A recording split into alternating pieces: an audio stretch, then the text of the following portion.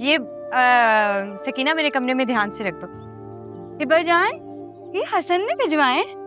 हाँ, उसके अलावा मुझे कौन भिजवाएगा? हर दूसरे तीसरे दिन भिजवाता है, फिर कहता है कि मोहब्बत का इससे बेहतर कोई इजहार नहीं है। और आप ये फूल देखकर खुश हो जाती हैं। ये प्रैक्टिकल। फूल भी तो मोहब्बत का एक इजहार है। सारी किताबी बातें हैं।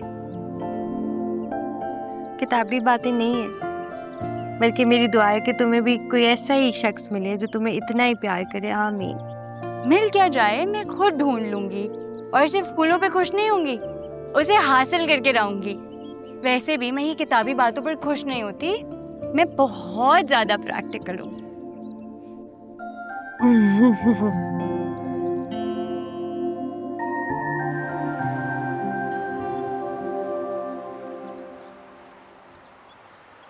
अस्सलाम वालेकुम। अरे हिबा, वालेकुम अस्सलाम। कैसी हो? मैं ठीक हूँ, आप सब कैसे हैं? बिल्कुल ठीक। जुनैद भाई आप कैसे हैं? मैं ठीक हूँ, अल्लाह का शुक्र। जुनैद भाई मुझे बैंक से कॉल आई थी, तो जो आपने लोन दिया हुआ है उसकी इंस्टॉलमेंट इस महीने भी पे नहीं हुई। वैसे मुझे समझ में नहीं आता, लोन तो हमने लिया हुआ है ना, फिर बैंक वाले तुमको किस खुशी में फोन घुमा देते हैं? वो आपने मेरी डेजिग्नेशन पे लोन दिया है, तो अगर आप इंस्टॉलमेंट पे नहीं करेंगे तो बैंक वाले मुझे ईमेल और कॉल्स करते रहेंगे। वो हिबा, मैंने तुम्हें बताया था ना, इस महीने हाथ थोड़ा तंग है। तुम तो मेरी बहन हो, प्लीज इस महीने भी तुम इंस्टॉलमेंट भरवा दो। वो मैंने आपके कहे बगैर इंस्टॉलमेंट पे कर दिया है, लेकिन बस मैं याद करा रही थी। चलिए एनीवे आप लोग जाएं, अल्लाह हाफिज। ओके, अल्लाह हाफिज।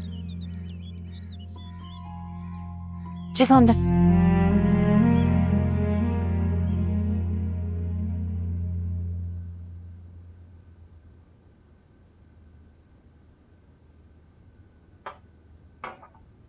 सब कुछ खैरियत से हो गया। अरमान की फैमिली मुझे बहुत अच्छी लगी है, सब आपका पूछे थे। लेकिन अफसोस तो मुझे भी बहुत हुआ बेटा। भाई की रूह को बहुत तकलीफ पहुंची होगी मेरे न जाने से। भाई की रूह को भी पता चल गया होगा कि आपकी शुगर डाउन हो गई थी ना। ऐसा कभी भी नहीं होता कि चाची के घर में कोई अहम मौका और आप वहाँ पे ना हो। अच्छा बेटे, ये सब बातें छोड़ो, ये बताओ हसन कब पाकिस्तान वापस आ रहा है? इस साल तो नहीं, उसके कुछ इम्पोर्टेंट प्रोजेक्ट्स हैं, उसको वो कंप्लीट करवाना है। बेटा उससे कहो वापस आए, इतने साल हो गए मंगनी को, अब तो घर भी तामीर करवा लिया तुमने अपना। हो जाएगी शादी, आप क्यों इतने एकदम से जल्दबाज हो गए? जल्दी नहीं मचा रहा बेटा, दिन ब दिन बूढ़ा होता जा रहा हूं मैं, और बुढ़ापे की अगली मंजिल बस मौत ही है।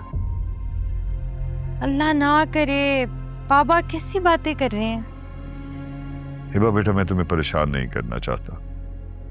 मेरी जिंदगी की सबसे बड़ी ख्वाहिश ये है कि तुम हंसी खुशी जिंदगी गुजारो। इतने साल हो गए, एक मर्तबा भी वो पाकिस्तान नहीं आया। हिबा बेटा, मैं भी आपसे ये पूछना चाहता हूँ कि आपने अपने लिए क्या सोचा है? पढ़ाई मुकम्मल हो गई आपकी, मल्टीनेशनल में आपकी जॉब है, दुनिया रश करती है उस पर, घर गाड़ी सब कुछ तो है, आप इस्टेब्लिश हो चुकी हैं बेटा। अब रह गए हसन के घर वाले, उनका भी नक्शा आपने बदल दिया है। फिर आप ये कह रही हैं कि मैं आपके बारे में फिक्रमंद क्यों ना हूं? कैसे ना हूं फिक्रमंद? बाबा आपको हसन की प्रोफेशनल मजबूरियों का तो पता है, वो उस जिंदगी को इसको सुकून लेने दे तो वो शादी के बारे में सोचे। अच्छा, इतनी ज्यादा मसरूफियत है उसकी, मजबूरियां इतनी ज्यादा है, तो क्या सारी जिंदगी शादी मुलतवी करता रहेगा? देखो बेटा, मैं तुम्हें बताना ये चाह रहा था कि तौहीद साहब के नवासे के लिए अफीरा का पैगाम आया। एजाज, सजीला ने तो हाँ कह दी है, लेकिन एजाज तुम्हारी वजह से मना कर रहा है। मेरी वजह से क्यों? इसलिए कि बेटा वो सगी बहन से पहले अपनी बेटी की शादी करेगा तो लोग बातें बनाएंगे, और बिल्कुल सही बातें बनाएंगे। देखो बेटा, उसने अपना करियर बना लिया है, और उसके तमाम मसलों को हल करने में तुम सबसे आगे रही हो। ऐसे मसलों को भी हल किया है तुमने जिनको जरूरत भी नहीं थी तुम्हें। सवाल तुमसे ये है कि कब तक उसके नाम पे तुम बैठी रहोगी? कब तक अपनी जिंदगी की कीमती महो साल अकेले गुजारती रहोगी तुम? बाबा अगर मैं यहाँ अकेली हूँ, वो भी तो वहाँ तन्हा जिंदगी गुजार रहा है। वो वहां तन्हा अपनी फैमिली के लिए जिंदगी गुजार रहा है बेटा। और आप उसकी मोहब्बत में कुर्बानी दे रही।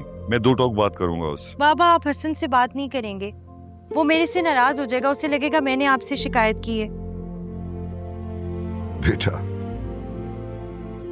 बस इसी बात का तो अफसोस है मुझे कि तुम दूसरों की मोहब्बत में इतनी बेगरज हो जाती हो कि अपनी जात को बिल्कुल फरामोश कर देती। हिबा, मैं बाप हूं तुम्हारा। मैं जो सोचता हूं तुम्हारे बारे में कोई और नहीं सोचेगा बेटा। कभी कभी इंसान को अपने बारे में खुद गर्ज होके भी सोचना चाहिए, समझे? तो